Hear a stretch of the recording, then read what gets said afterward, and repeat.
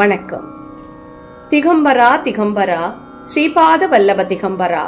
ஸ்ரீ குரு சரித்திரம் அத்தியாயம் 7.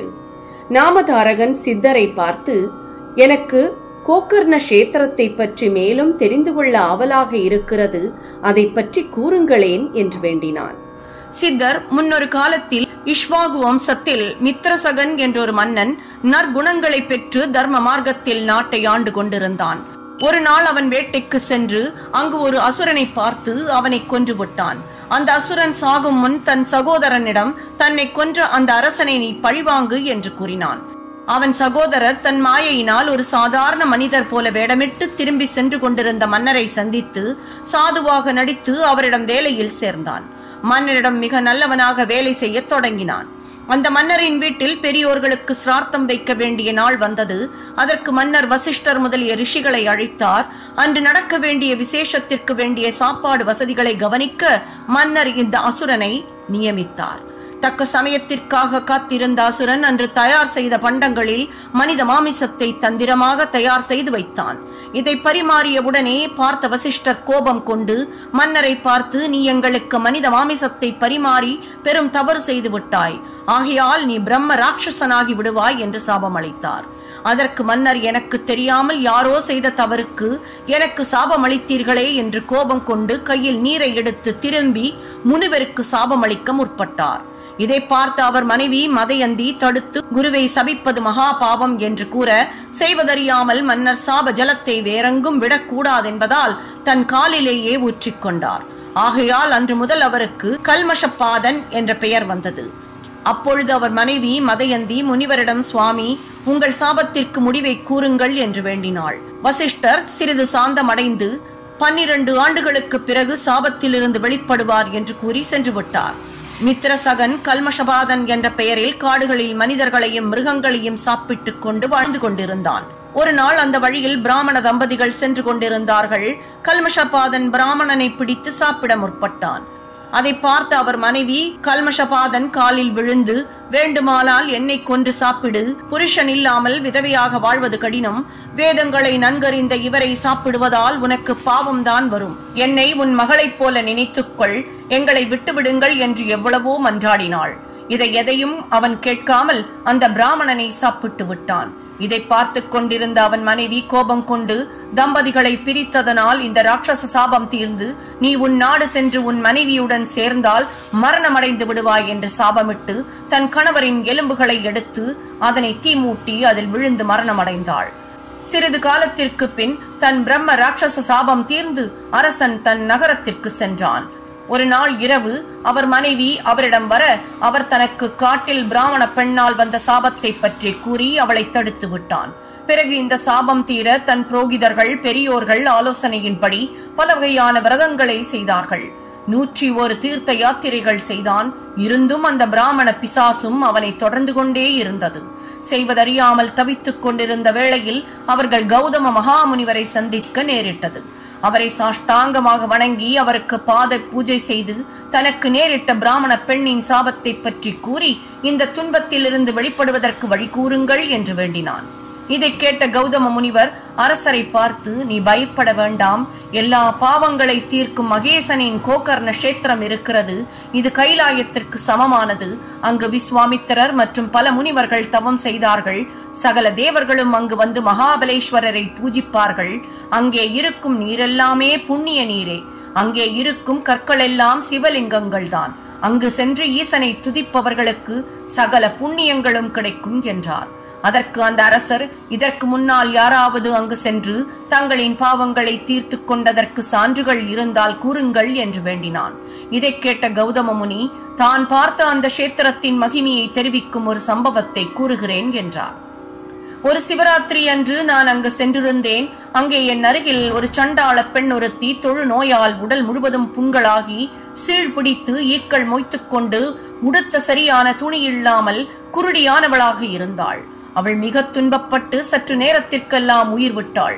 சற்று நேரத்திற்கெல்லாம் அங்கு கைலாசத்திலிருந்து சிவதூதர்கள் வந்து இவளை கைலாசத்திற்கு கொண்டு செல்ல முற்பட்டு கொண்டிருந்தார்கள்.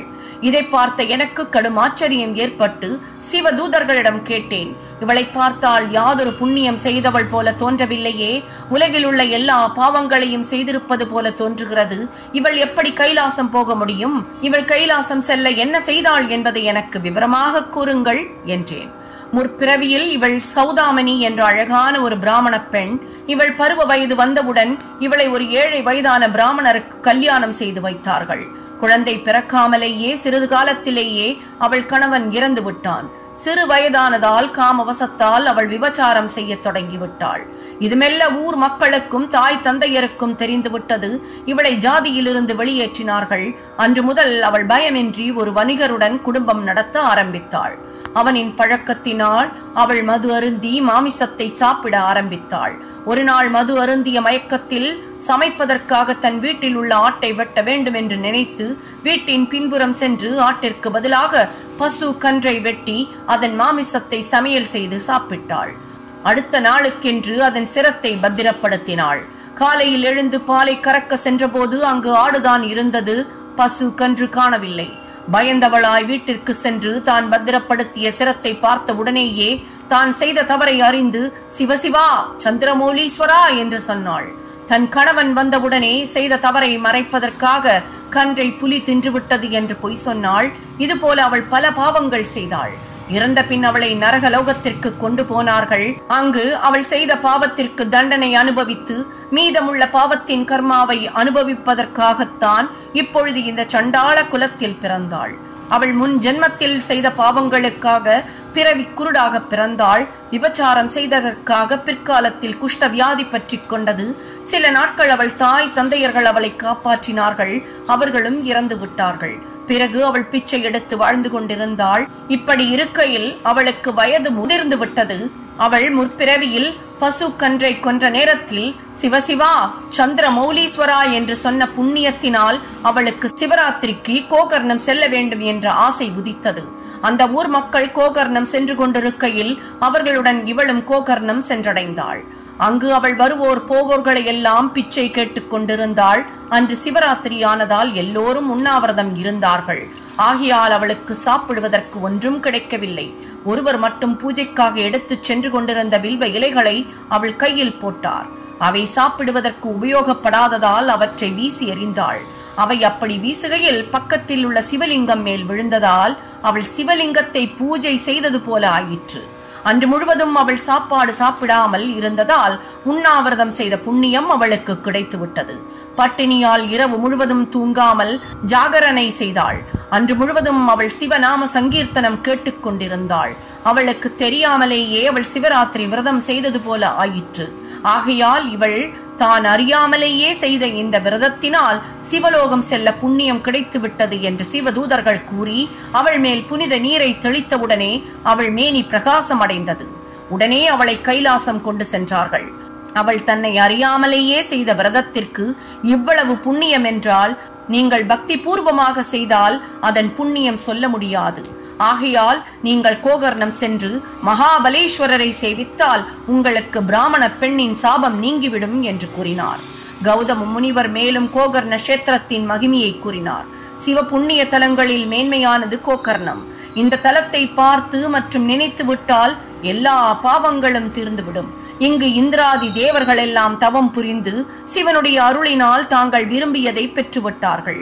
அங்கு பிரம்மா, விஷ்ணு, இந்திரன் எல்லா தேவர்களும், சூரியன், சந்திரன், 8 வசுக்கள், மகாபலேஸ்வரருக்கு கிழக்கு திசையிலும், யமதர்மர், சித்திரகுப்தன், அக்னி, 11 ருத்திரர்கள், பித்ரு தேவர்கள் தெற்கு திசையிலும், குபேரர், பத்ரகாளி, வாயு, 7 மாதர்கள் வடக்கு திசையிலும், விசுவாவசு, சித்திரரதர் மேற்கு திசையிலும் இருந்து அவரை உபாசனை செய்து கொண்டிருந்தார்கள். கசியப்பர், அத்திரி, வசிஷ்டர், கண்வர் முதலிய முனிவர்கள் கிருதயுகத்திலும், விஸ்வாமித்திரர், ஜபாலி, பரத்வாஜர் முதலான மகரிஷிகள், சனக சனந்தர், நாரதர், சித்தர்கள், முனிவர்கள் எல்லா வேளைகளிலும் அவரை உபாசித்துக் கொண்டிருப்பார்கள்.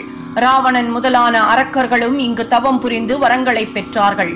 இங்கு செய்யும் தவம், ஆன்மீக பயிற்சி போன்றவை பல மடங்கு நல்ல பலன்களை அளிக்கும் என்று கூறினார். கௌதம முனிவரிடம் அனுமதி பெற்று மித்ரசகன் தன் மனைவியுடன் கோகர்ணம் சென்று மகாபலேஸ்வரரை சேவித்து சாபத்தில் இருந்து விடுதலை பெற்றான்.